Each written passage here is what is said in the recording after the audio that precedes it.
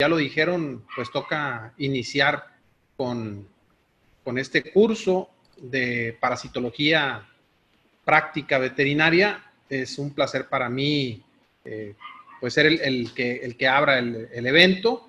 Y básicamente me tocó a mí, no por otra cosa, sino porque de lo que vamos a hablar es un poquito acerca de la introducción a la parasitología, y vamos a hacer énfasis en las acciones patógenas atribuidas a los parásitos. Básicamente, cuando nosotros abordamos un problema parasitario que afecta a las pequeñas especies, es decir, perros y gatos, tenemos que hacerlo o lo ideal es hacerlo desde el enfoque de la tríada epidemiológica, ¿verdad? Como ustedes saben, la tríada epidemiológica también se conoce como trébol de la muerte, y básicamente es el que si tenemos nosotros el agente etiológico, en este caso el parásito, tenemos al animal, que es el hospedante, y tenemos el medio ambiente. Si estas tres convergen en un sitio, pues se va a presentar la enfermedad parasitaria. A este concepto del trébol de la muerte yo desde hace tiempo le he agregado dos elementos más, que son primordialmente el diagnóstico y posteriormente pues el tratamiento. Hay que recordar que el diagnóstico pues es la piedra angular, es lo más importante a la hora de abordar cualquier problema de cualquier índole, parasitario, bacteriano, viral, en fin, cualquier problema, abordándolo adecuadamente, tenemos que hacerlo con un sustento en el diagnóstico. Entonces, para empezar, vamos a ver qué parte o cuál es la participación que tiene el parásito en este trébol de la muerte, o el que rebauticé yo como el hibisco de la enfermedad. Y vamos a hablar entonces del parásito, ¿verdad? Los factores que dependen del parásito, en primer término, es la patogenicidad, ¿verdad? La patogenicidad del parásito es muy importante entenderla, conocerla, y básicamente la definición de patogenicidad es la capacidad que tienen los parásitos para producir cambios patológicos o enfermedad, ¿verdad? En este caso sobre su hospedante específico. Las distintas formas de producir cambios patológicos en el hospedante son básicamente causadas por la fase adulta y por la fase larvaria. Por eso a mí me gusta referirme a ello, a la patogenia de los parásitos, como una patogenia bifásica, ¿verdad? Una patogenia que le podemos nosotros atribuir a las fases larvarias, y una patogenia que también le podemos atribuir a las fases adultas del parásito.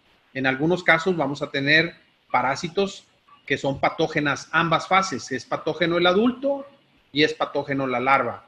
En otros casos, una de las fases es la que es más patógena que la otra.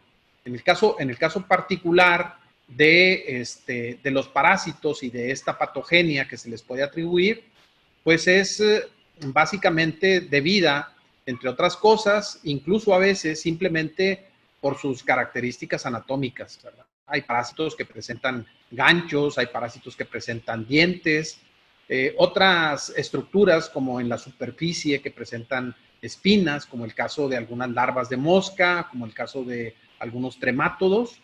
Y en otras cosas también importantes que mencionar acerca de la patogenia, aparte de las que le podemos nosotros atribuir a la anatomía propia del parásito y a su biología, pues tenemos dentro de la biología pues la localización dentro del animal. Entonces de ahí que el lugar en donde se encuentran pues les va a conferir a los parásitos patogenia. No es lo mismo un parásito grande en un lugar pequeño, ¿verdad?, a un parásito pequeño en una cavidad corporal grande. Lógicamente, esta patogenia se va a ver afectada por el tamaño del parásito y por su localización. Entonces, tenemos que las características de patogenia de los parásitos pues están dadas también por su tamaño y su localización. Podemos encontrar, por ejemplo, parásitos en el corazón de los animales, y al estar en este órgano, en el corazón, pues lógicamente van a influir en el bombeo adecuado de sangre. También los podemos encontrar a nivel gástrico, como el caso de Physaloptera, ¿verdad? Que está a nivel gástrico, a nivel esofágico, Spirocerca lupi, ¿verdad? Spirocerca lupi, que va a generar estas masas que se ven aquí en el esófago, que provocan problemas en el animal, básicamente de complicar el tránsito de alimentos o la deglución de alimentos a nivel esofágico. Acciones que, por ejemplo, parásitos como estos acantocéfalos en el intestino, pues provocan lesiones importantes en el intestino de los animales. Muchas veces nosotros, con respecto a esta patogenia, pues lógicamente no vamos a observar las lesiones y mucho menos vamos a observar a los parásitos. En la clínica diaria, lo que nosotros observamos es el signo, ¿verdad? En base a este signo, por ejemplo, aquí este cachorro que presenta diarrea hematoquesis o en melena, es lo que nosotros vamos a observar. Este signo clínico de heces sanguinolentas, pues nosotros tenemos que intuir qué lesión está provocando eso, y lo más lógico en pensar, pues es una lesión a nivel de intestino delgado, y entonces tendríamos que hacer una lista de problemas asociados a sangrado intestinal, y entonces asumir qué posibles etiologías tienen esos atributos patógenos que me van a provocar este sangrado intestinal, ¿verdad? Entonces, cuando nosotros observamos o nosotros tenemos el conocimiento de que existe un grupo de parásitos que tienen esa característica, pues entonces ya vamos enfocando nuestro diagnóstico y vamos dirigiendo nuestras pruebas diagnósticas hacia ese propósito, hacia encontrar cuál es el diagnóstico de la enfermedad. Y en este caso, pues lo que haríamos es un examen coproparasitoscópico. Hay que recordar que la sensibilidad de un examen coprológico es baja, por eso muchas veces nosotros podemos hacer incluso un examen coproparasitoscópico y que este resulte no se observa, que no veamos ninguna forma de dispersión parasitaria, pero no por esto hay que decir, bueno, se trata de otra cosa. Hay que insistir, sobre todo si nosotros pensamos que el problema básicamente es causado por parásitos, hay que insistir, hay que repetirlo. Es muy importante en este caso hacer copros seriados. Bueno, pasamos a la primera acción patógena atribuida a los parásitos, que es la competición por los nutrientes. En este sentido, nosotros tenemos dos grandes grupos de parásitos que se distinguen por competir por los nutrientes. Es decir, están en un sitio en donde tienen la misma oportunidad para ingerir los alimentos que el animal ingiere, y entonces compiten por estos alimentos. Básicamente, compiten con las vellosidades del intestino. O sea, el parásito compite ingiriendo esos alimentos predigeridos, y entonces, pues su patogenia básicamente estriba en la captación de compuestos, elementos, proteínas, vitaminas que son esenciales para el buen desarrollo del animal, y en este caso el que los aprovecha pues es el parásito. Los dos grandes grupos que tienen esta patogenia bien característica son los ascaroideos y las tenias. Las tenias, por su fisiología, ellos no tienen boca, ¿verdad? Ellos no tienen boca, entonces la nutrición y la absorción de nutrientes lo hacen a través de la piel, a través de su tegumento. En el tegumento tienen unas estructuras llamadas microtricos. Estos microtricos hacen las veces de vellosidades que absorben los nutrientes. En el caso de los ascaroideos se nutren a través de su boca. Ellos sí tienen una boca, tienen un aparato digestivo completo, y se alimentan del contenido intestinal, ¿verdad? En ambos casos es importante esta captación de nutrientes, y como siempre lo digo yo, los parásitos no son tontos, ¿verdad? Los parásitos tienen unas características que nos hacen pensar que no son tontos, ¿no? El hecho de que, por ejemplo, ellos se localizan en donde los nutrientes están apenas, acaban de ser digeridos y apenas van a ser absorbidos,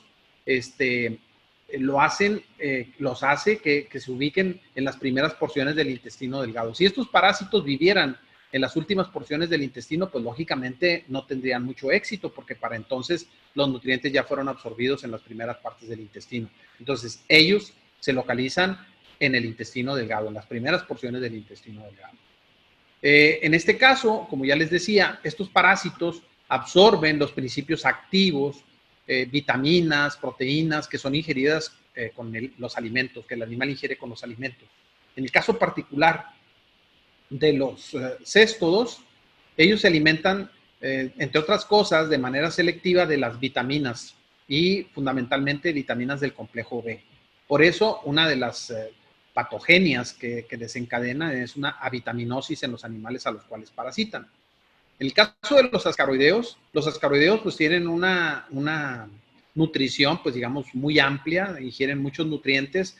El organismo, tratando de mantener una homeostasis, provoca que el animal empiece a ingerir más alimentos. Esto es una reacción adaptativa del animal, siente que está perdiendo nutrientes por esta competencia con los parásitos, y entonces entramos en una característica clínica que presentan los animales, por ejemplo, afectados por ascaroideos, que es el signo de la pica, ¿verdad? Ese alimento depravado, los cachorros empiezan a comer de todo, comen tierra, comen prácticamente lo que se les atraviese, y nosotros lo que vemos es que son animales que están flacos, tienen el abdomen distendido, pero no vemos que ganen masa muscular, ¿verdad? Es una característica de animales afectados por ascaroideos. Entonces, en resumen, en esta patogenia, competición por los nutrientes, tendríamos que, tanto los ascaroideos como los éstodos, el 50% de los nutrientes los aprovecha el parásito y el otro 50% lo aprovecha el animal.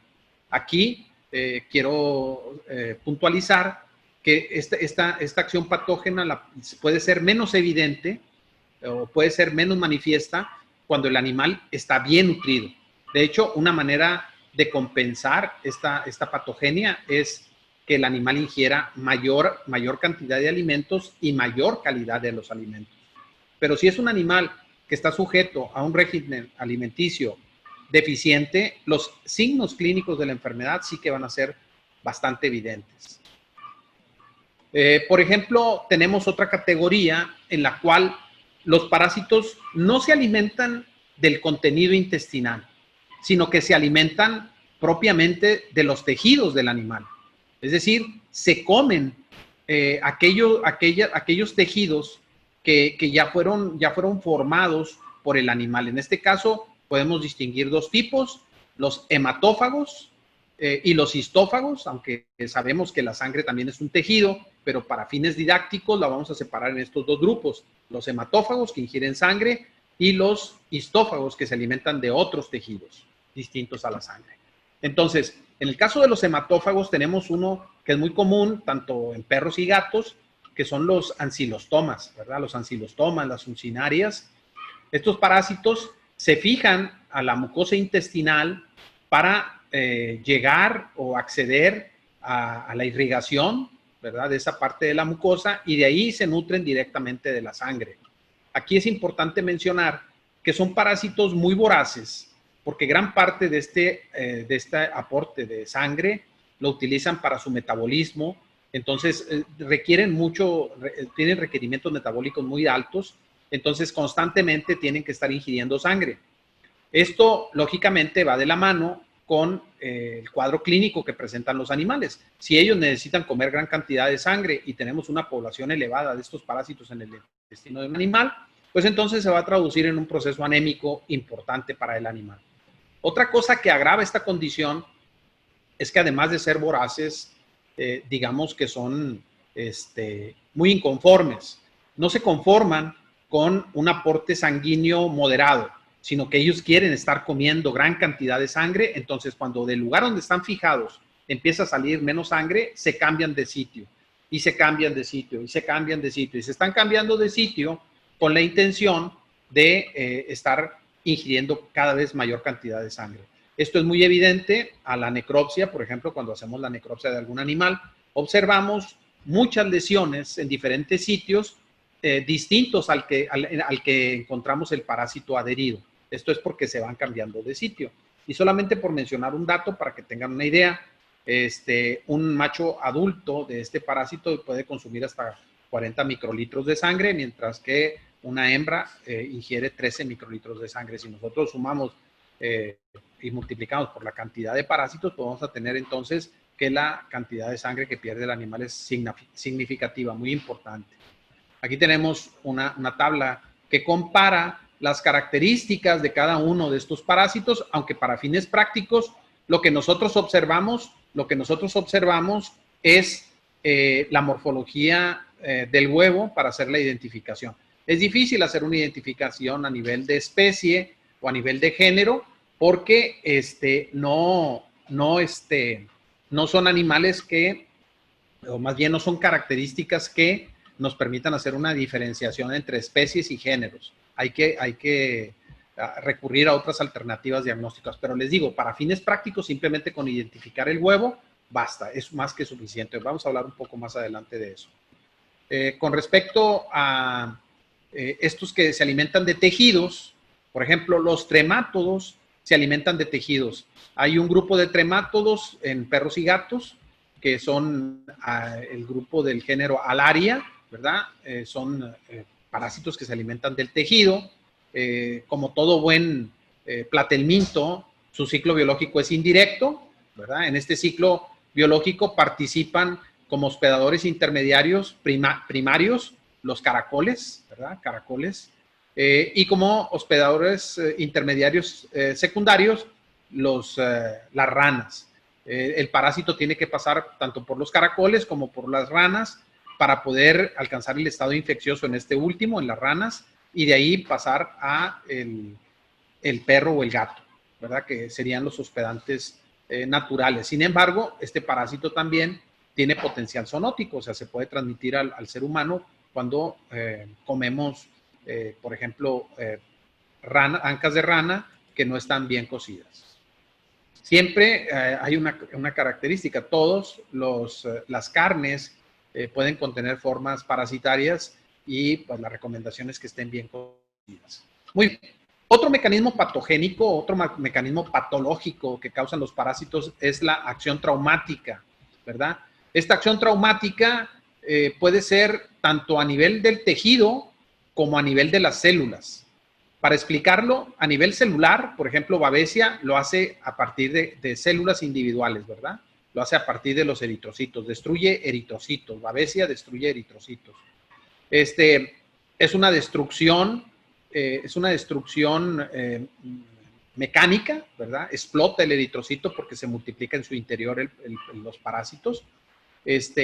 No sale del eritrocito como lo hace, por ejemplo, Anaplasma, que Anaplasma lo hace por fusión de membranas. Babesia lo hace reventando la membrana del eritrocito.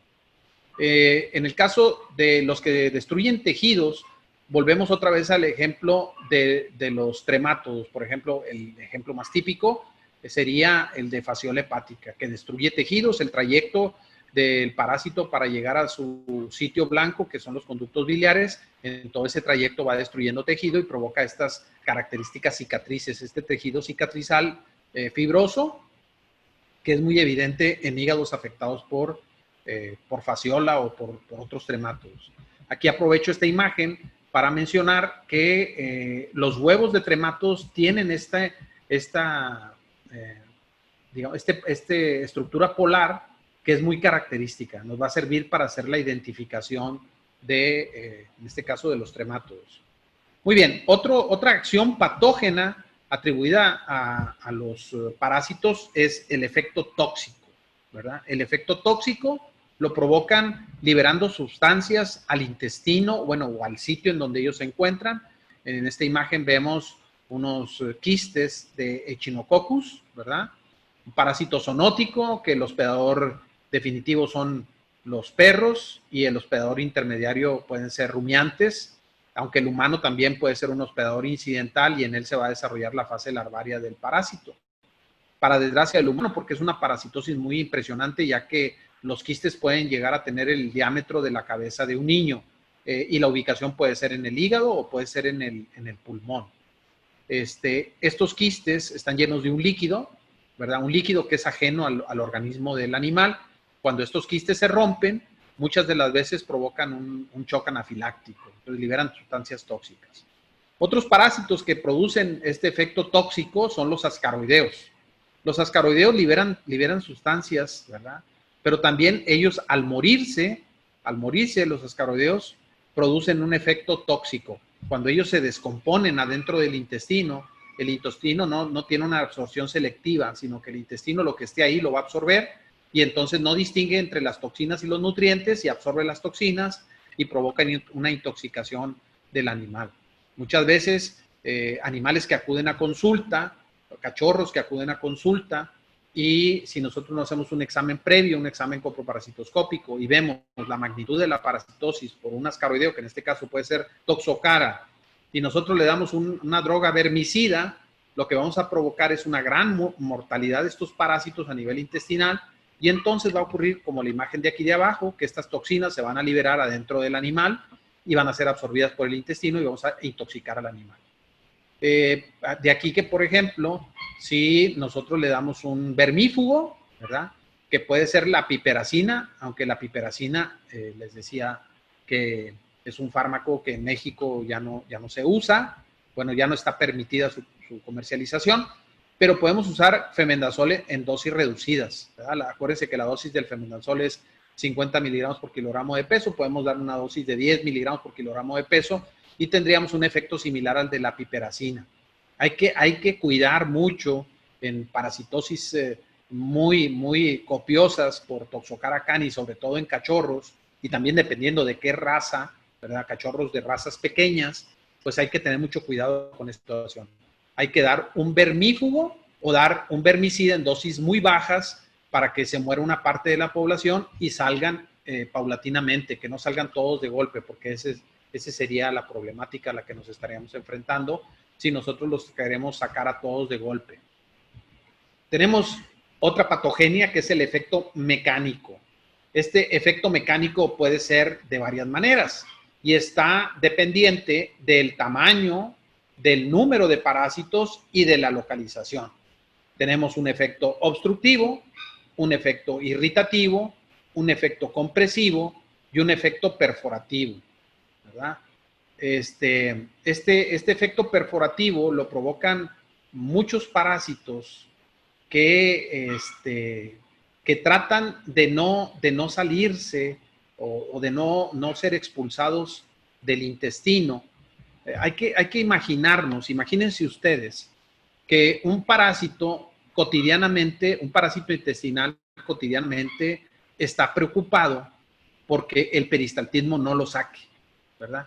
Entonces, en la medida que los parásitos puedan nadar en contra del peristaltismo o de que posean estructuras que les permitan adherirse firmemente al intestino, como el caso de los céstodos o como el caso de los acantocéfalos, en esa medida ellos van a asegurar permanecer en el intestino. Y si no tienen esa capacidad, pues el peristaltismo lo va a sacar. Les digo a los alumnos en clase un chiste de parasitólogos, que es que precisamente a partir de ahí viene el viejo refrán que dice, parásito que se duerme se lo lleva el peristaltismo, ¿verdad? Entonces, ellos cotidianamente están pensando en que el peristaltismo no los saque. El primero de los efectos mecánicos es el obstructivo. Y es muy fácil de entenderlo cuando nosotros conocemos que los ascaroideos, por ejemplo, son los parásitos nemátodos gastrointestinales más grandes que hay. Son parásitos grandes, muy grandes, y que están en un órgano relativamente pequeño, que es el intestino delgado. Entonces, y generalmente las poblaciones que encontramos son numerosas. Entonces, cuando nosotros tenemos esa grave combinación entre parásitos muy grandes, ¿verdad?, numerosos y en un lugar pequeño, pues vamos a tener entonces el efecto mecánico obstructivo característico de muchos ascaroideos. Prácticamente ese efecto patógeno lo realizan en cualquier especie animal. Los mecanismos que explican, ¿verdad?, la obstrucción intestinal causada por los ascaroideos son varios, ¿verdad? El primero de ellos, y muy evidente, es la obstrucción mecánica causada por el número de parásitos en un espacio pequeño, como ya les decía, que es el intestino delgado. Otra explicación es la presencia de neurotoxinas, ¿verdad? Neurotoxinas. Estas neurotoxinas son liberadas y a nivel de la válvula ileocecal provocan contracciones hepásticas del intestino delgado. Acuérdense que es importante, el peristaltismo tiene que tener un ritmo, tiene que tener una secuencia. Si esta secuencia se ve afectada, cuando tenemos un aumento del peristaltismo, ¿verdad?, ondas peristálticas aumentadas, o incluso la estimulación constante del parásito adentro del intestino, provoca incluso a veces retroperistaltismo, que es un peristaltismo en sentido contrario. Esta situación, aparte de la obstrucción, puede desencadenar, entre otras cosas, la intussusección, que es un padecimiento característico también en muchos casos asociado a la presencia de ascaroideos. Muy bien.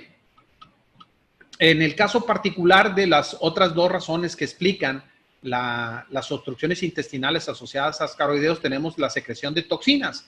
Estos parásitos liberan hemolicinas, anafilotoxinas, ¿verdad? Y endocrinolicinas, que también son generadas cuando se descomponen los parásitos a nivel intestinal.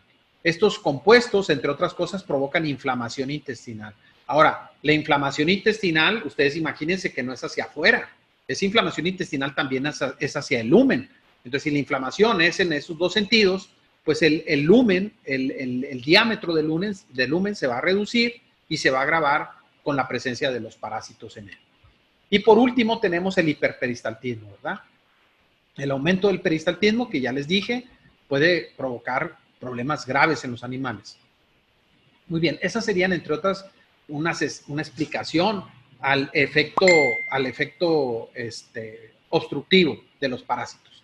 Muy bien, tenemos el segundo de los efectos mecánicos, que es el irritativo. Este se explica de manera muy adecuada a partir, por ejemplo, de los ectoparásitos, el caso de los ácaros. Los ácaros, su cutícula, su superficie externa, es un alergeno muy potente, ¿verdad?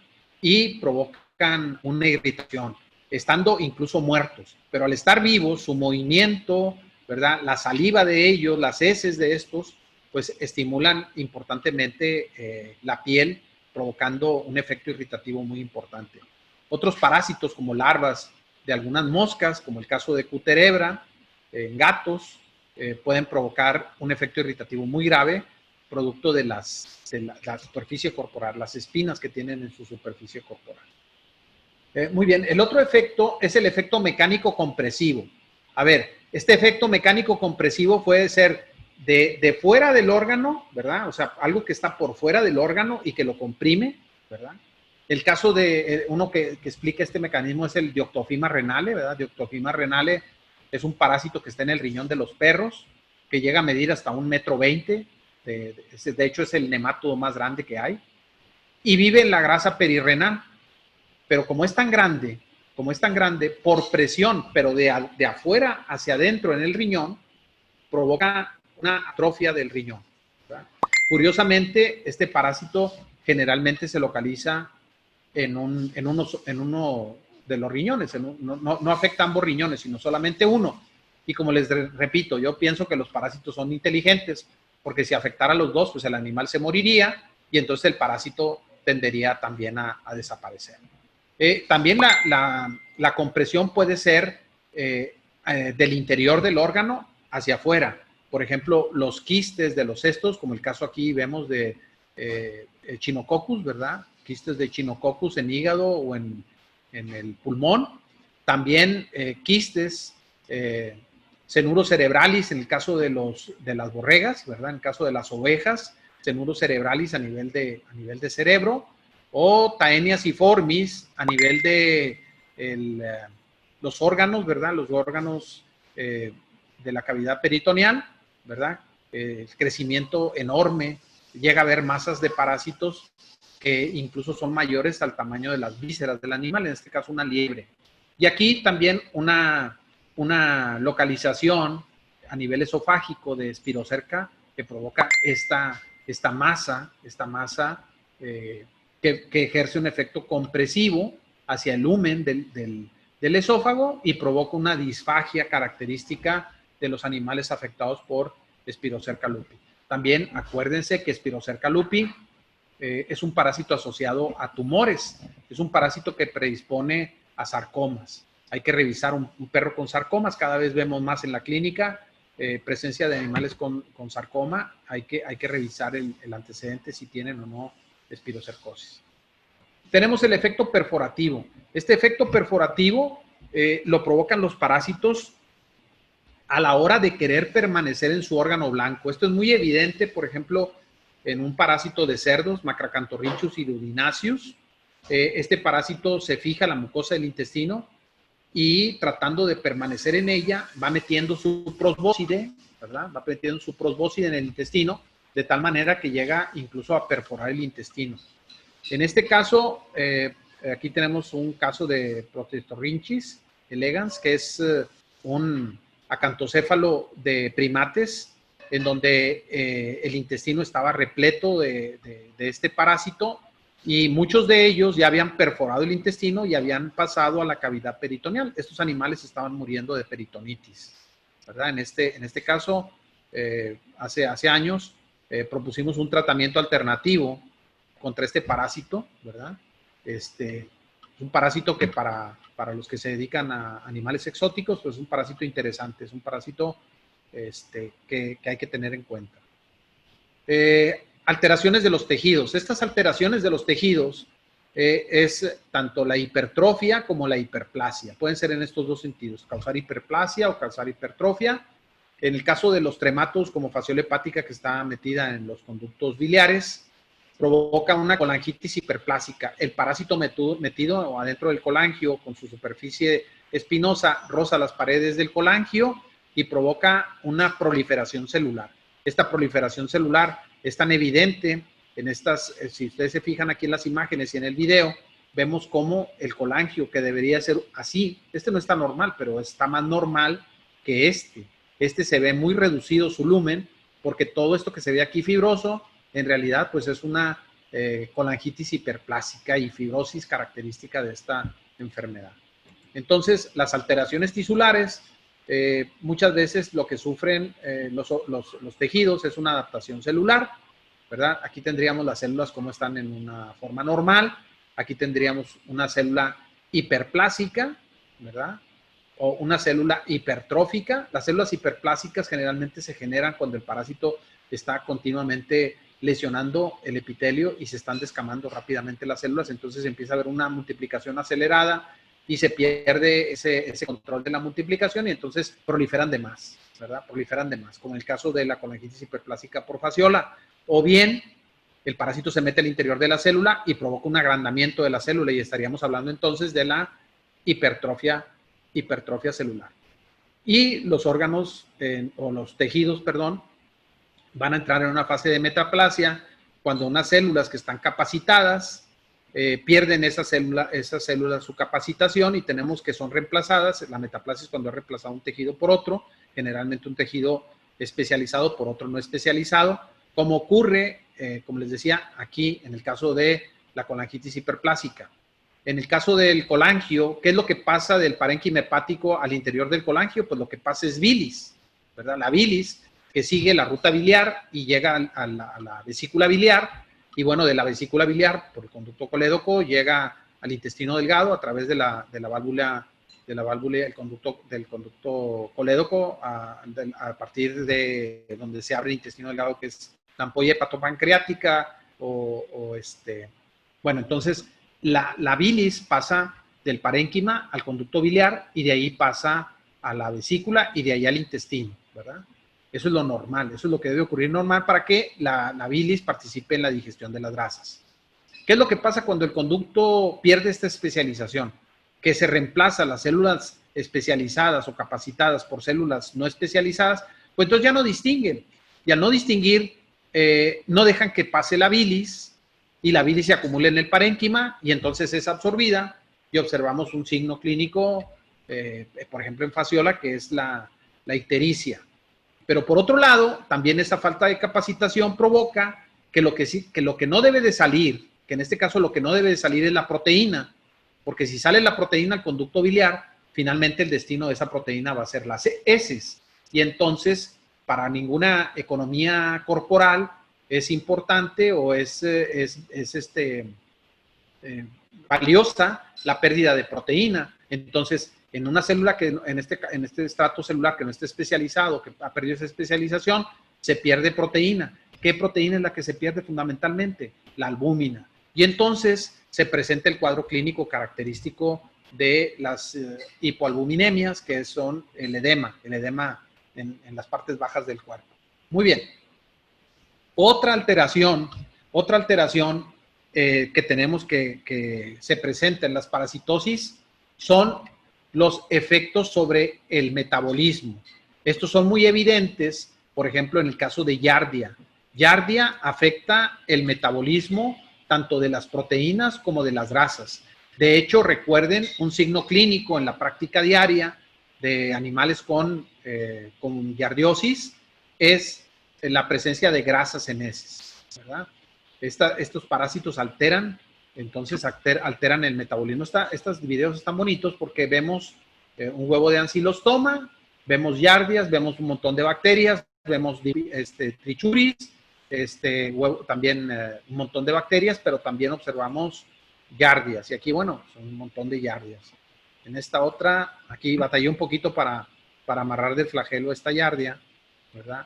Y aquí está presente en el, ¿cómo se llama? En el tejido ahí, en el copro de los animales. Muy bien. Entonces, decíamos que afectan el metabolismo, ¿verdad? Afectan el metabolismo en el caso de giardia. Continuando con los efectos patógenos atribuidos a los parásitos, tenemos uno que es muy importante y que tradicionalmente todos relacionamos a los parásitos, que son los efectos sobre la nutrición, el efecto de los parásitos sobre la nutrición. Hay que recordar que un animal, cuando tiene parásitos, muchos de estos parásitos, como ya lo hemos visto, producen acciones traumáticas a nivel intestinal. Estas acciones traumáticas provocan dolor en el animal. Además, si este animal tiene contenido, por ejemplo, tiene restos de carbohidratos en su intestino, estos restos de carbohidratos se fermentan, se inflama el intestino y provoca dolor.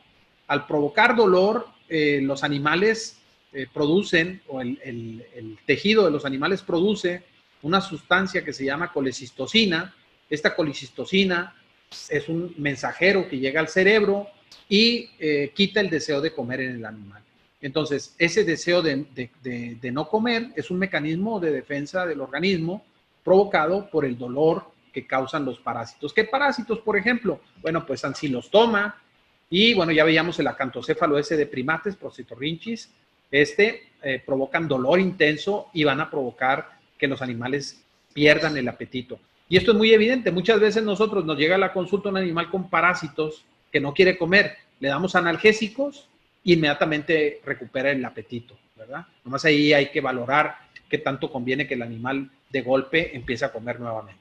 Muy bien. La alteración de la nutrición también puede ser alteración a nivel de la digestión. Por ejemplo, giardia, ya lo platicábamos, giardia interfiere ahí en la digestión de las grasas. Physaloptera es un parásito de estómago y que también altera la producción de ácido clorhídrico. Entonces altera la digestión Physaloptera. Otro nivel de afectación a nivel nutricional causada por los parásitos es la alteración de la absorción, ¿verdad? Por ejemplo, lo platicábamos hace un momento, los ascaroideos compiten por el intestino por los nutrientes, ¿verdad? Otro que compite por los nutrientes con el intestino son los éstodos. Y otros que compiten por los nutrientes son las coccidias. Las coccidias destruyen las vellosidades, destruyen el intestino. Entonces, pues prácticamente ya no pueden, se altera la absorción. O sea, no compiten, estos alteran la absorción. O sea, ya no va a haber vellosidades que absorban. No porque la coccidia absorba el contenido intestinal, la coccidia destruye la célula, destruye la vellosidad. Muy bien. Continuamos con otro de los mecanismos patogénicos atribuidos a los parásitos, que son las inmunopatologías. Entonces, los parásitos también son capaces de influir directamente sobre la inmunidad de los hospedantes y pueden causar varias cosas. Por ejemplo, producen inmunodepresión, ¿verdad? Producen células supresoras específicas. En el caso de filariosis, ¿verdad? Se producen las IgG4, que son anticuerpos bloqueadores, ¿verdad? No son anticuerpos protectores, son anticuerpos que bloquean la respuesta inmune. También hay producción de factores supresores, también en el caso de fasciola, en el caso de filarias y en el caso de tenias, ¿verdad? Y también por algunos géneros del orden Strongylida. También hay una inmunosupresión inespecífica en el caso de trichinelosis. Hay otro efecto, ¿verdad?, que produce inmunodepresión, es la descamación del glucocáliz causada por fasciola. Este barrido de las paredes de los epitelios hace que se pierda esto que es muy importante para la respuesta inmunológica, que es el glucocáliz. Por otro lado, tenemos la formación de complejos inmunes, ¿verdad? La formación de complejos inmunes. En caso de leishmania, esto es muy evidente. Se forman complejos inmunes a nivel de ojo que provocan opacidad de la córnea, muy característica en el caso de leishmania.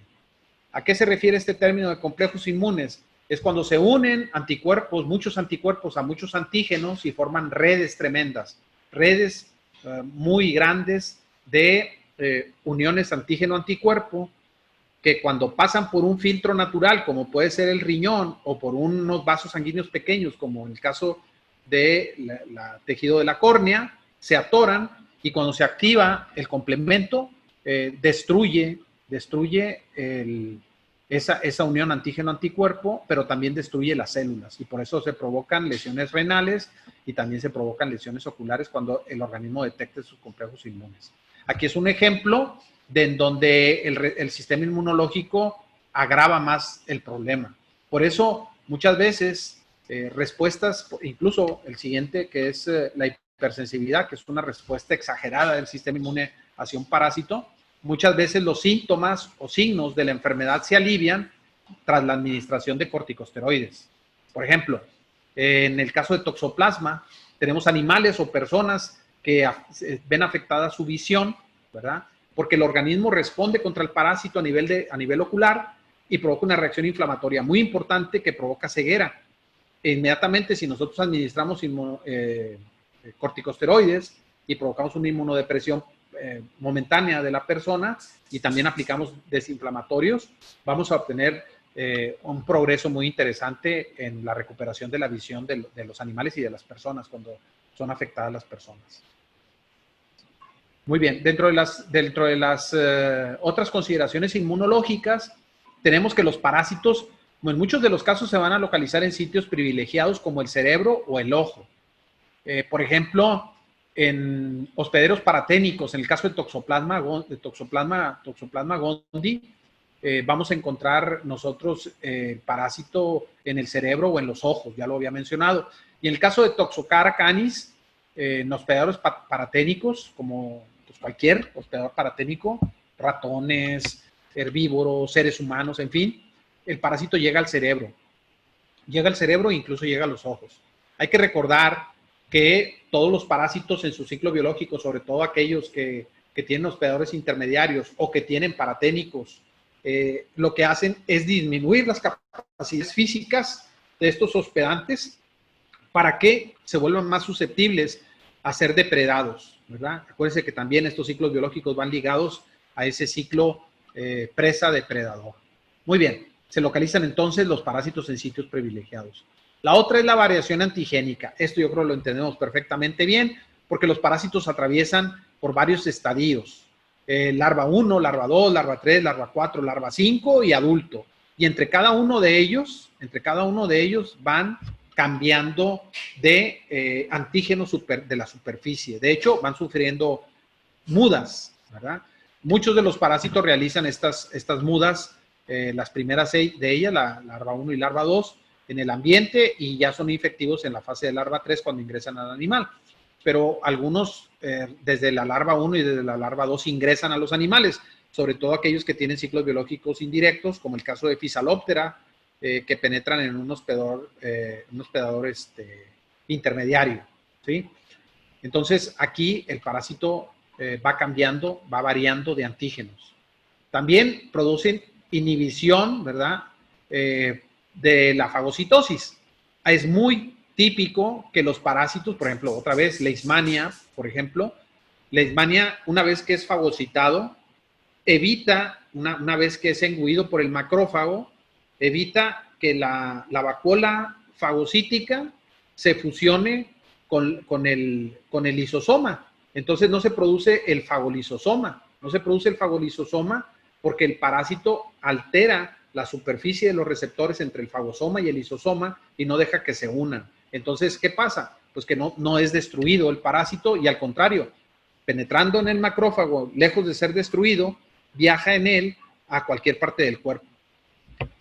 Otro es el mimetismo antigénico. Los parásitos absorben antígenos, ¿verdad? Antígenos que pueden ser del complejo mayor de histocompatibilidad y entonces se recubren y cuando llegan las células encargadas de reconocerlos como extraños, pues no los reconocen porque piensan que es parte del organismo al tener absorbidos estos antígenos en su superficie.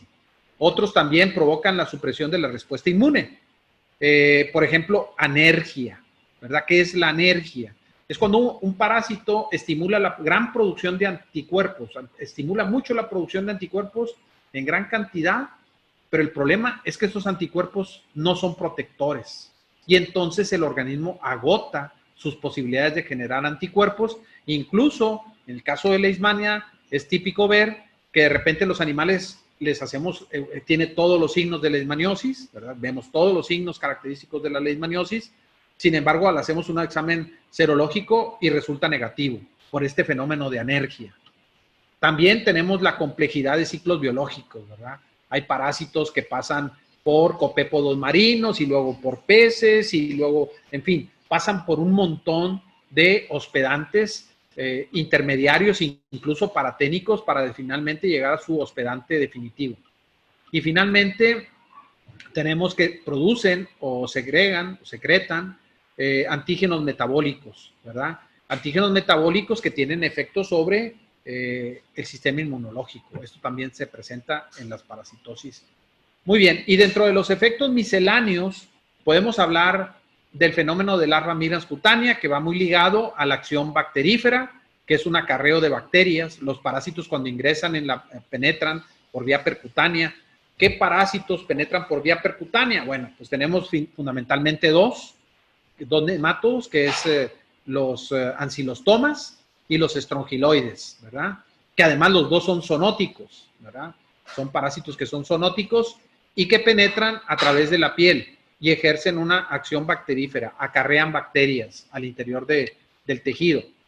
Y tenemos también la reacción de cuerpo extraño. Esta reacción de cuerpo extraño, cualquier parásito la provoca en mayor o menor medida. Esta reacción de cuerpo extraño, pues lógicamente va a inducir una respuesta inflamatoria. Uno de los parásitos que a mi criterio genera una reacción de cuerpo extraño muy importante es Spirocerca lupi.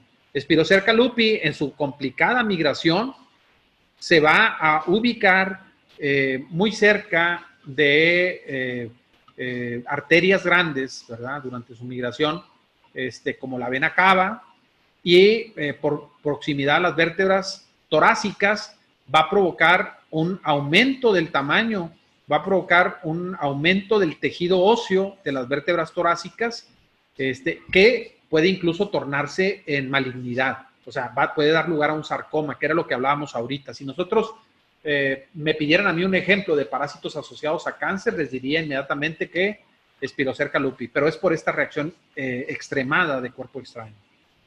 Muy bien.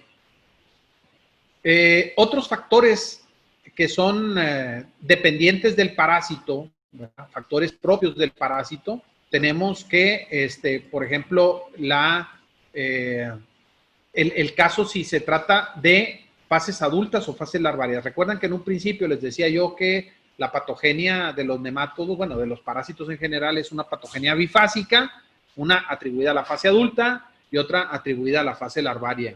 Aquí quise más o menos en esta lámina mostrarles que, por ejemplo, ancilostoma, si me preguntaran a mí qué opinión tengo de ancilostoma, para mí la fase más patógena de ancilostoma, a pesar de que migra percutáneamente y que tiene una migración sistémica, yo diría que ancilostoma el más patógeno es el adulto. En el caso de Toxocara, el patógeno también es muy importante, el adulto como patógeno, ¿verdad? El adulto por su tamaño, por su localización y por todo lo que ya platicamos en esta anteriormente, el adulto es muy importante, pero también la larva, ¿verdad? La larva es infinita las posibilidades que tiene de transmisión este parásito. Acuérdense hay una migración transplacentaria, una migración lactogénica, Incluso la distribución tisular que tiene es amplísima. Entonces yo diría que también la larva tiene una acción patógena muy importante. Bueno, y en el caso de estrongiloides, curiosamente, el adulto, aunque es patógeno, no lo es tanto como la larva. La larva tiene una capacidad tremenda, ¿verdad?, de invadir. Incluso esta parasitosis se dice que da lugar a lo que se llama como autoinfecciones. Es un parásito que sin necesidad de salir, ¿verdad?, sigue infectando el intestino, y entonces produce una hiperinfección que puede ser mortal y bueno, ya les dije que es zoonótico. Muy bien, entonces ya hablamos de la patogenicidad, hablamos del estado evolutivo, el tipo de parásito también es algo muy importante. Hay que saber distinguir aquí si estamos hablando de un acantocéfalo, de un artrópodo, de un hemátodo, de un platelmito, ya sea céstodo o tremátodo, o de un protozoario. Pero gracias a que existen características de las formas de dispersión. A ver, ¿qué son las formas de dispersión? Las formas de dispersión son las formas que tienen los parásitos para dispersarse en la naturaleza. Dicho en otras palabras, es lo que sale del hospedante al medio ambiente para contaminarlo. En el caso de los nemátodos, lo que sale son huevos, o pueden salir huevos con larvas, o incluso pueden salir larvas, ¿verdad? Y en muchos otros parásitos, pues también eliminan huevos. Entonces, es muy importante tener presente esta característica. Y hay morfologías características y típicas de los huevos o las formas de dispersión de los parásitos. Por ejemplo, en el caso de los acantocéfalos, tenemos que los huevos de los acantocéfalos tienen un adelgazamiento en los polos, ¿verdad? Esto es característico. Si ustedes observan esto es un acantocéfalo, ¿verdad? Es distinto a Trichuris. Si nosotros nos fijamos, Trichuris tiene una proyección, más que un adelgazamiento, es una proyección. Entonces, este sería un hemátodo, este sería Trichuris, y este sería un acantocéfalo, ¿verdad? Protistorrhynchus. Y en el caso de los artrópodos, es muy curioso, porque en el huevo, aunque ocupa una gran parte de la superficie, en el huevo de un ácaro podemos distinguir la parte de la parte digestiva y podemos ver las patas, ¿verdad? Lógicamente, esto va a depender del grado evolutivo que tenga el huevo, pero sí lo podemos observar. Es muy característico. Luego tenemos a los nematos. Bueno, los nematos ya les dije, pueden ser muy característicos como Trichuris, pueden tener una larva, como el caso de estrongiloides, o pueden tener un blastómero muy bonito, como el que vemos aquí en el caso de ancilostoma. Aquí también vemos ancilostoma, aquí también vemos ancilostoma, que son huevos blastomerados, que si se fijan ustedes, el blastómero ocupa parcialmente la totalidad del huevo, por lo que lo podemos distinguir de un huevo, de un artrópodo, ¿verdad? De un ácaro. O aquí en esta imagen está muy bonita, porque vemos el huevo de ancilostoma, y a un lado está el huevo de Spirocerca. El huevo de Spirocerca parece una salchicha coctelera, y adentro de ella se encuentra la larva. Acuérdense que los huevos de los espiruroideos son huevos larvados. Luego tenemos el huevo de los protozoarios, en este caso de las coccidias. Tienen esta estructura que se llama tapón del micropilio, que es como un ombliguito, ¿verdad? Es un ombliguito que tienen en la parte anterior. El tamaño es más pequeño que el de un nemátodo, por eso puse esta imagen en donde vemos el huevo de un nemátodo y el huevo de una coccidia. Este es los huevos de ácaros, antes de que se desarrollen así se ven, pero si se fijan ustedes, ocupa el embrión pues prácticamente toda la superficie del huevo. Y una cosa muy importante que yo les digo a mis estudiantes en clase, el 5% de lo que pagan de matrícula cuando se registran al curso de parasitología, lo desquitan si ustedes se aprenden que los huevos de los cestos presentan ganchos. Si ustedes ven en un copro un huevo que tiene ganchos, como lo vemos aquí en moviéndose adentro del huevo, hexacanto, que son estos ganchitos que vemos aquí, que se ven preciosos en este video, no nos queda otra más que identificarlo como un cesto, ¿verdad? Ese es un cesto. Entonces, presencia de una escotadura polar, tremátodo. Presencia de ganchos, céstodo. Presencia de tapón de micropilio, protozoario, en este caso coccidia. Un embrión que ocupa prácticamente todo el interior del huevo, pues puede ser un ácaro, ¿sí? Muy bien. Tenemos aquí un resumen, ¿verdad? Acantocéfalos, ya lo había dicho, adelgazamiento polar, artrópodos, ¿verdad? Prácticamente ocupado todo el interior del huevo, y vemos una parte que corresponde al digestivo del parásito y las patas. Tenemos en los nemátodos, que pueden ser plastomerados o larvados. En los platelmintos, lo que ya les dije, ganchos.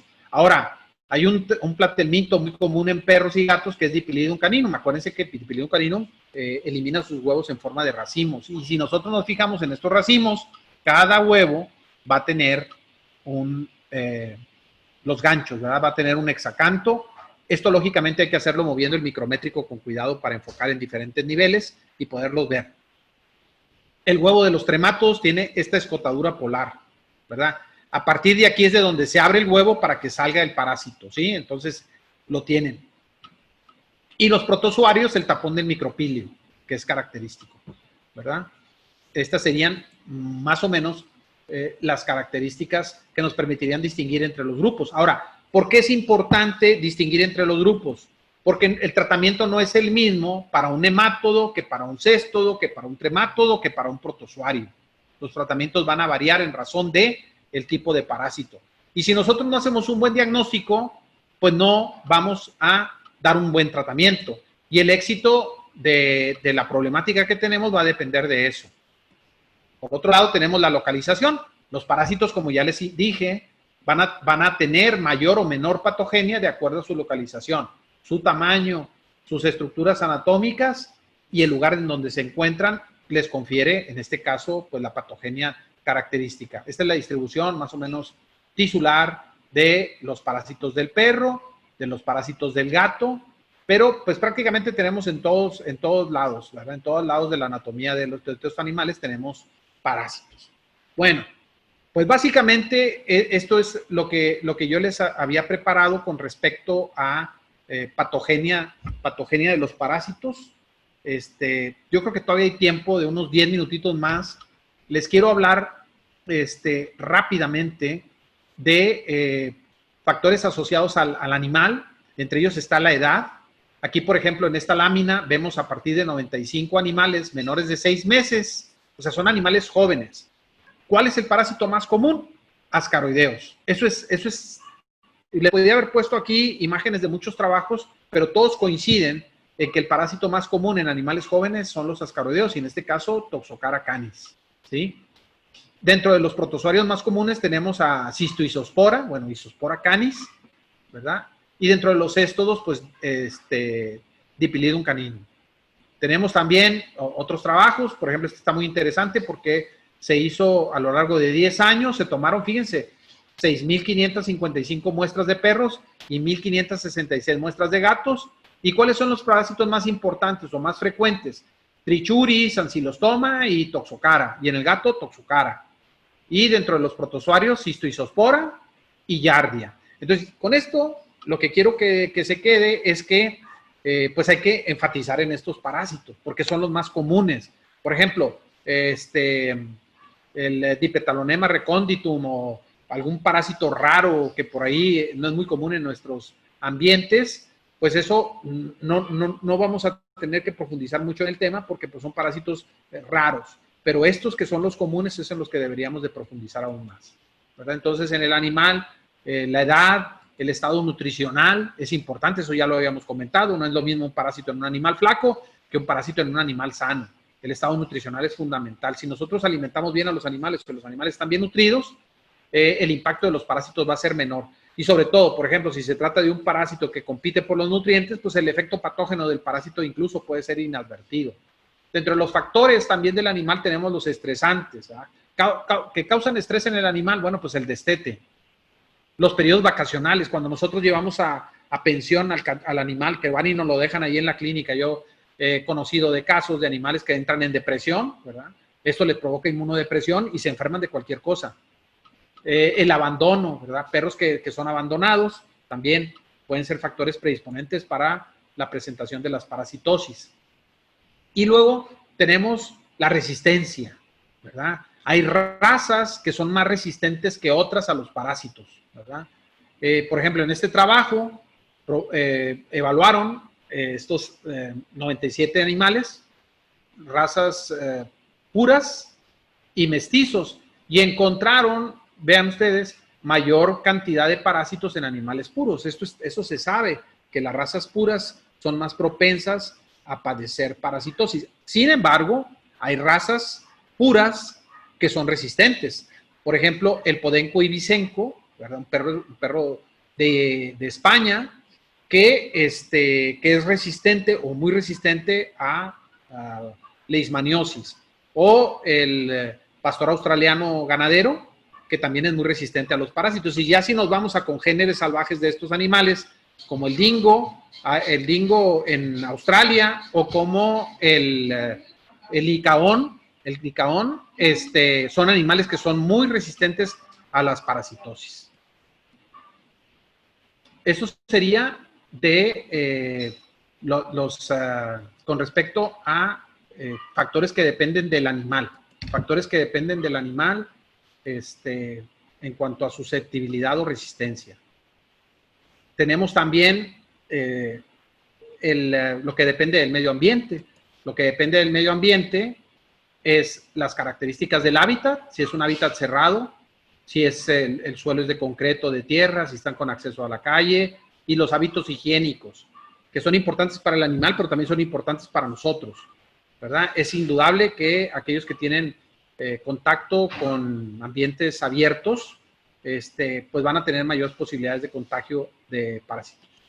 Y con respecto pues, al tipo de suelo también, esto va en razón de la supervivencia de las formas de dispersión. Si nosotros tenemos un piso de concreto y lo limpiamos periódicamente, pues vamos a disminuir en mucho la presentación de las parasitosis, el acceso a la calle, ¿verdad? Perros que tienen posibilidad de estar saliendo a la calle, pues van a tener más posibilidades de contagiarse. Luego tenemos la higiene. Pero les digo, la higiene tanto para los animales como para las personas, ¿verdad? En los areneros, por ejemplo, en muchos sitios que tienen areneros para los niños, pues estos areneros se convierten en los sitios ideales para que los animales vayan y defequen en ellos y se convierten en fuente de infección para las personas y para otros animales.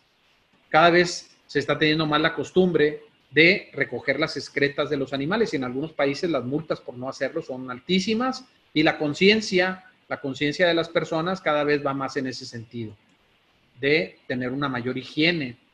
Dentro de los factores ambientales tenemos la temperatura, ¿verdad? Los rangos óptimos oscilan entre 20 y 35 grados centígrados. Los extremos, ¿verdad? Temperaturas extremas, pues disminuye la viabilidad de las formas de dispersión. Una humedad alta, una humedad del 80% ayuda, los suelos orgánicos y desde luego que también otras cosas que pueden afectar a la presentación de las parasitosis es la contaminación. Con respecto a eso, les quiero dejar este dato. El disofenol es un compuesto, el disofenol A es un compuesto que se utiliza mucho en la industria de los envases plásticos, por ejemplo, de la impresión de tickets. Esta sustancia es un potencial disruptor endocrino, ¿verdad? Afecta a los estrógenos, ¿verdad? Se une a los receptores de los estrógenos, digamos que es un competidor, ¿verdad? Un competidor por los receptores de los estrógenos. Entonces, los estrógenos que se producen por la persona o por el animal ya no van a encontrar un receptor y entonces no van a realizar ese efecto, ¿verdad? Pero también este es un estudio muy interesante de un grupo mexicano que hizo un estudio, ¿verdad? Exponiendo ratas a este compuesto y luego infectando, ¿verdad? Infectando a la descendencia de esas ratas, ¿verdad? Y vieron el efecto. Fíjense cómo estos serían de un animal con el puro vehículo, perdón, aquí con el puro vehículo, así, aquí con nada, y en estos de abajo con el compuesto. Las lesiones son más graves y la conclusión que sacan de este trabajo es que las personas o los animales que son expuestos en etapas por tiempos prolongados a este compuesto pueden desarrollar una mayor susceptibilidad a desarrollar una parasitosis por toxocara, ¿verdad? Es algo interesante, es un compuesto que cada vez más está luchándose para que ya no aparezca en los envases plásticos o que lo mencionen ahí en los envases plásticos si lo contienen. Los tickets, las compras, la pintura, tiene grandes concentraciones. De hecho, se han hecho estudios donde se han evaluado a las personas que trabajan de cajeras y se ha visto, o de cajeros, se ha visto que tienen gran cantidad de este compuesto. En la medida que se contaminen, pues van a tener problemas, posteriormente, problemas hormonales. Muy bien. Finalmente, y de manera muy rápida, para completar esto, yo creo que el diagnóstico es una parte muy importante de la problemática parasitaria. Prácticamente el diagnóstico lo considero yo como la piedra angular, ¿verdad? Al abordar un problema parasitario. Si no tenemos un buen diagnóstico, no vamos a tener un buen tratamiento del problema. Muy bien. Hay que pensar que en una preparación, en una laminilla, tenemos el portaobjetos y tenemos el cubreobjetos. Lo que está en suspensión, ¿verdad? Entre los dos porta y el cubre, pues van a estar ahí lo que andamos buscando, que son las formas de dispersión y otros elementos que están presentes en la materia fecal. Pero hay que recordar, cuando nosotros hacemos un copro por flotación, en el mismo estrato que flotan las burbujas de aire, van a flotar los huevos de los helmintos.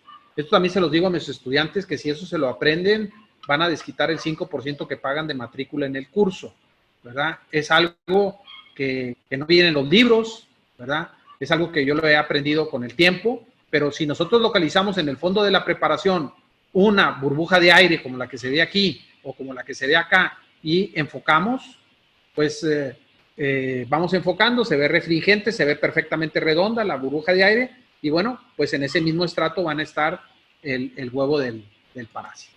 Eso es característico y es un tip, es una manera rápida y fácil de llegar a el diagnóstico.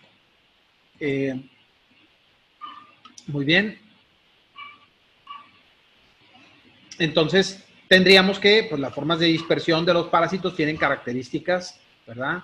Les decía los huevos de Dipilidum, que tienen ganchos, porque es un céstodo, los huevos de Trematos, como Alaria, que tiene esta escotadura, o los adelgazamientos polares de los acantocéfalos, el tapón del micropilio en el caso de los coccidias, de los protozoarios, ¿verdad?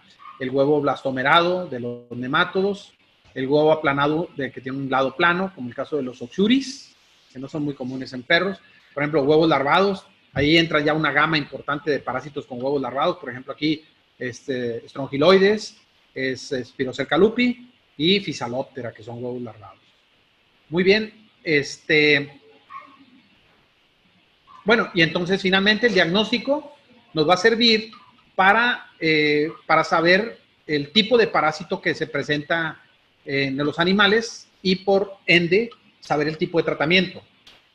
También nos va a servir para determinar si la infección es clínica o es subclínica, ¿verdad? Establecer los criterios de uso de los productos y muy importante también aquí dejarlo como un aprendizaje, que el examen coproparasitoscópico habría que sistematizarlo en la práctica diaria de la clínica de pequeñas especies y es también importante verlo como una inversión y no como un costo añadido, ¿verdad? Esto es algo muy importante.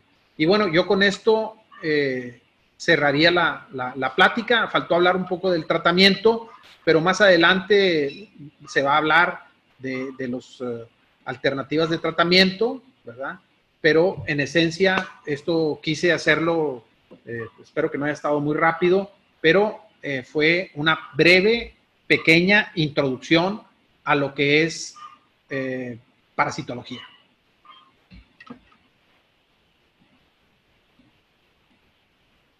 Muy bien. Listo, muy bien. Excelente. Muchísimas gracias, doctor, por la sesión del día de hoy. La verdad es que fue súper productivo. Perdón, es que me estaba tomando la presión. Fue súper productivo la charla que nos comparte el día de hoy. Y, pues bueno, ahí en la parte de preguntas y respuestas, ya hay algunos doctores que nos han colocado algunas preguntas. Entonces, si me ayuda, por favor, a irlas revisando una por una. Las vamos contestando. Preguntan qué es NGI, son nematodos gastrointestinales. Disculpen, es una abreviación, son nematodos gastrointestinales. la dosis mínima de un antiparasitario para evitar la muerte masiva. Bueno, les decía, aquí en México, y como yo sé que nos están escuchando en otros países, no tenemos la posibilidad de conseguir comercialmente piperacina, sería lo ideal. La dosis de la piperacina es de 100 a 200 miligramos por kilogramo de peso. Una dosis reducida estaríamos hablando de 50 miligramos. Nosotros sí que la podemos conseguir en Estados Unidos. En Estados Unidos se vende en cualquier lugar comercial y podemos, este comentario va para la gente de aquí del país, pues se puede conseguir en Estados Unidos y una dosis reducida sería unos 50 miligramos por kilogramo de peso. Lógicamente el punto de partida es que se trate de un cachorro y que tenga una cantidad exagerada de parásitos. Y esto aplica para ascaroideos, aplica para toxocara, no aplica para ancilostoma. Ancilostoma nunca te va a provocar una obstrucción, ¿sí? Entonces, el criterio para mí sería cachorros y con parasitosis masivas por toxocaras. Si se trata de ancilostomas, ya estaríamos hablando de otros tratamientos. Bueno, y para el caso de que no tengamos piperacina, puede ser fenbendazol a una dosis reducida. Estaríamos hablando de 10 a 20 miligramos por kilogramo de peso. Pero también aquí es importante lo que les decía, de entrada, ver la cantidad de parásitos que tiene el animal. Bueno, antes de continuar sí. Perdón, doctor, antes de continuar con la próxima pregunta, nada más les quiero pedir, por favor, si me esperan al término de preguntas y respuestas para que no vayan saliendo. Tengo algo importante que comentarles sobre información del curso, entonces para que por favor nada más nos esperen un momento más y vamos a estar dando información importante. Gracias, doctor. Muy bien. Otra de las preguntas es que las convulsiones, ¿verdad? Pueden producir convulsiones. ¿Y cuál sería la fisiopatología? Bueno, lo que pasa es que los parásitos producen una sustancia que se llaman ascaronas y estas ascaronas tienen una influencia a nivel neurológico, ¿verdad? Entonces, sería eso, se destruye el parásito, libera estas sustancias se van por vía hematógena y llegan al cerebro y provocan trastornos neurológicos. Se llaman ascaronas y las producen los ascaroideos. Preguntan también, dice, ¿cómo abordar un paciente que lo recogieron en la calle, te lo llevan a desparasitación, vacunas, cuando no sabemos, un equilibrio entre el parásito y el paciente? Bueno, aquí yo diría que a un animal que proviene que es rescatado, hay que hacerle, primero que todo, todas las pruebas diagnósticas que estén a nuestro alcance, ¿verdad? Es muy importante establecer qué es lo que tiene para después entonces ver cómo vamos a proceder. Dice que tratar perros con diarrea con intravenosas que contengan vitaminas y contengan dextrosa. Bueno, aquí no lo podemos generalizar porque dice que no se debe de hacer. No lo podemos generalizar. Va a depender del tipo de parásito. Hay parásitos que, lógicamente, todo en la clínica, todo se basa en poner en la balanza costo-beneficio, ¿verdad? Si nosotros sabemos que el parásito que está provocando un trastorno del animal, es una importante avitaminosis, o que está teniendo el animal una pérdida energética importante, yo recomendaría aplicar un suero con vitaminas y con dextrosa, ¿verdad? Pero les digo, va a depender del tipo de parásito. ¿Cómo pueden obtener láminas explicativas de las presentaciones? Veríamos la forma. La vacuna contra Giardia de aquí mencionan un laboratorio. A ver, el caso de las vacunas en parásitos, y bueno, yo trabajé con una vacuna contra leishmania, es que es complicado. Las vacunas contra parásitos son complicados porque los parásitos son un mosaico inmunológico. Es difícil. Es difícil encontrar un blanco específico que nos permita de manera adecuada provocar un efecto inmunológico importante y un éxito en la vacunación. Otra cosa es que muchas veces las vacunas se hacen a partir del parásito. Por esta razón son múltiples antígenos, se hacen del parásito completo, ¿verdad? Y muchas veces lo que se busca es buscar un parásito que sea apatógeno, una cepa que sea poco patógena del parásito, que se introducía en el animal y que se presente como ese mosaico inmunológico complejo y estimule una buena respuesta inmune. Pero bueno, aquí el problema estriba en encontrar un parásito que sea apatógeno y que sea buen inmunógeno. Se han probado fracciones de vacunas, ¿verdad? Fracciones de parásitos para elaborar vacunas, pero la eficacia es relativa. Y en el caso particular de Giardia, lo que se ha usado es el medio de cultivo, o sea, en donde se pone a crecer el parásito elimina antígenos, ¿verdad?, al medio. Luego de este medio se recuperan estos antígenos y son inoculados en los animales y se ha visto que protegen. O sea, sí protegen al animal. ¿Y de qué manera lo podemos ver? Pues que no presentan síntomas tan evidentes como un animal que no ha sido vacunado, ¿verdad? Pero les digo, el tema de vacunas es un tema importante y la verdad que hay muchos, no se puede generalizar, hay que ver cada caso de manera particular. Bueno.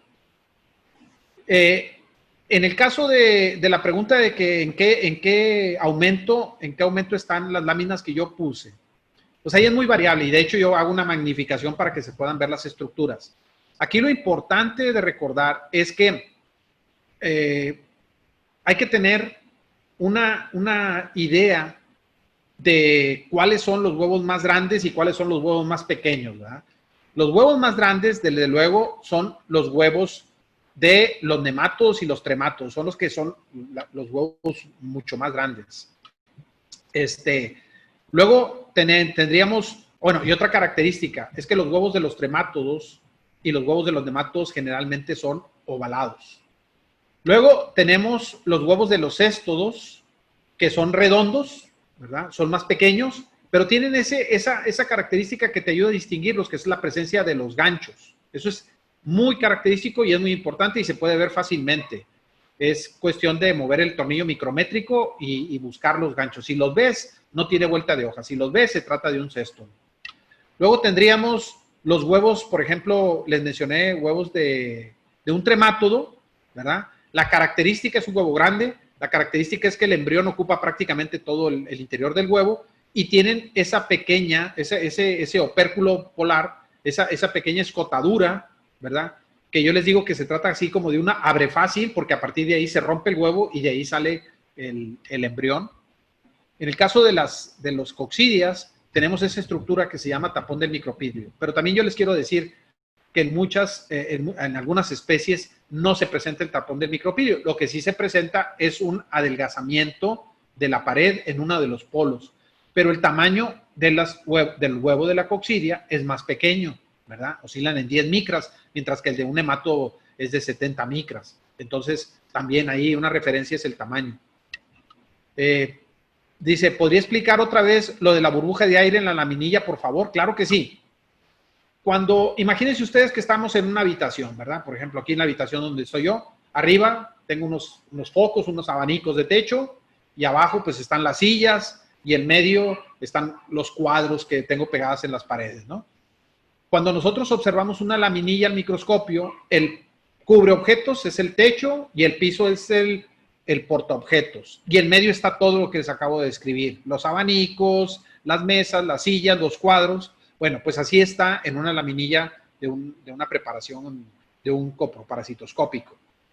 Ahí están en suspensión toda la materia fecal y lo que ando buscando. ¿Qué es lo que ando buscando? Las formas de dispersión del parásito.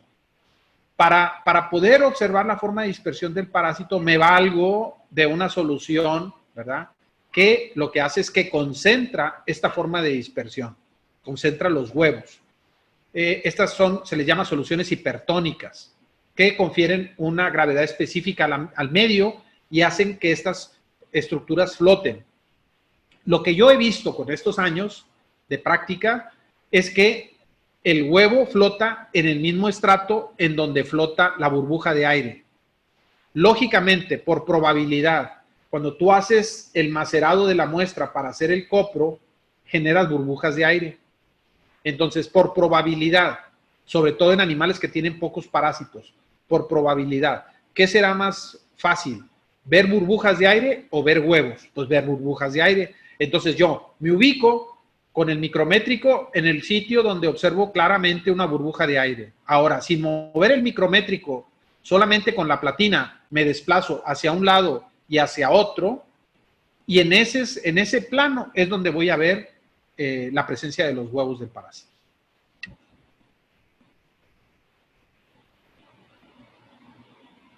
Dice,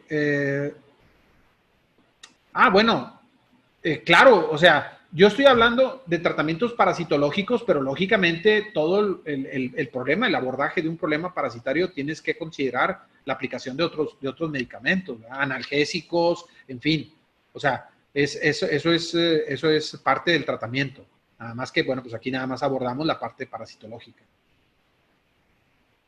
Ok, la diferencia entre su nombre lo dice, vermicida y vermífugo. El vermicida lo mata y el vermífugo lo paraliza y hace que salga, que lo arrastre. Les hablaba yo del refrán ese que dice, parásito que se duerme se lo lleva el peristaltismo. Al parásito que yo le doy un vermífugo se paraliza y lo saca el peristaltismo. De hecho, la mejor manera de que sea eliminado un parásito es que sea así, que sea arrojado por el peristaltismo. Porque en la medida que los parásitos se mueran, o sea, un parásito que está paralizado no está muerto. Entonces no ocurre en él todavía la autólisis, ¿verdad?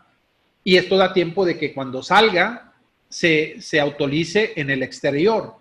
Pero si yo lo mato adentro del animal, corro el riesgo de que entre, o sea, se liberen estas sustancias tóxicas y sean absorbidas por el intestino. A ver, y tampoco, no se preocupen, esto aplica solamente para el caso de los ascaroideos.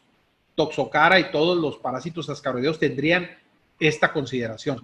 Ancylostoma, Trichuris, en fin, todos los demás, es muy raro que produzcan esto. Bueno, microscopios hay de muchas marcas, ¿verdad? Hay de muchas marcas. Nosotros en la facultad tenemos Carl Zeiss. Son caros, pero son muy buenos. Hay otros muy buenos, Leica, por ejemplo. Son microscopios de batalla. El uso de analgésicos, pues cualquier analgésico que ustedes tengan a la mano es apropiado cuando hay dolor en el animal. Aquí lo que hay que hacer hincapié es que el que el animal recupere el deseo de comer, pues también tenemos que hacerlo con medida y darle de comer cosas que no vayan a empeorar el cuadro, ¿verdad? Por ejemplo, alimentos ricos en carbohidratos, pues no estarían muy indicados, ¿verdad? Tendrían que ser algún alimento que paulatinamente vaya haciendo que el animal recupere la integridad de su intestino. Desparasitar, al mismo tiempo vacunar. Para fines prácticos se hace y se va a seguir haciendo. En el mundo, como digo yo, el mundo color de rosa, donde todo sería ideal, primero tendríamos que desparasitar y luego tendríamos que vacunar. Por los efectos de las inmunopatologías que les platicaba, los efectos inmunodepresores de los parásitos. Pero yo sé que esto es complicado. Entonces, en la medida de las posibilidades, deberíamos en la medida de lo posible, primero desparasitar y luego vacunar. Esto va a depender de un montón de cosas, va a depender del lugar en donde vive el animal, antecedentes de enfermedades virales, por ejemplo, ¿verdad? Cuidando de que recupere su estatus inmunológico, ¿verdad? O cuidando de que primero el desaparecer los parásitos y luego vacunarlo para que esté íntegro inmunológicamente hablando. A lo mejor para cuando yo lo quiero vacunar ya se me murió de moquillo de parvovirus. Entonces hay que tener ahí siempre en consideración esto. Y por lo mismo, a veces resulta impráctico, pero ustedes como médicos veterinarios tienen que saber eso, tienen que saber que los parásitos afectan la integridad inmunológica de los animales. Y entonces es eso, siempre hay que poner en la balanza una cosa con la otra. Si yo no sé, el cliente va a tener este animal con otros animales más que son riesgo de infección, de enfermedades virales, pues entonces ahí lo vacuno al mismo tiempo que lo desparasito y le echo la bendición, ¿verdad?, de que vaya a funcionar la vacuna. ¿cuántas dosis de vacuna o de desparasitante en los primeros 3 meses de edad? Bueno, si hablamos de desparasitantes, se puede iniciar hasta tan temprano de las 2 semanas. Nada más que otra vez aquí, miren, el criterio va a depender del tipo de parásito. Si me están hablando de un cachorro que yo me voy a llevar a mi casa, que no sé de dónde vino, y le hago un examen coproparasitoscópico, incluso me puede salir negativo, ¿verdad? O no se observa, lo más correcto, pues yo me quedaría, si los factores de riesgo existen y si la prevalencia de la parasitosis por Toxocara canis es evidente, que lo va a ser, generalmente está en todos lados, pues yo tendría la precaución de desparasitar ese animal. Si ahora le hago un copro y sale positivo, pues desde luego que hay que desparasitarlo y puede ser tan temprano, como les digo, desde hace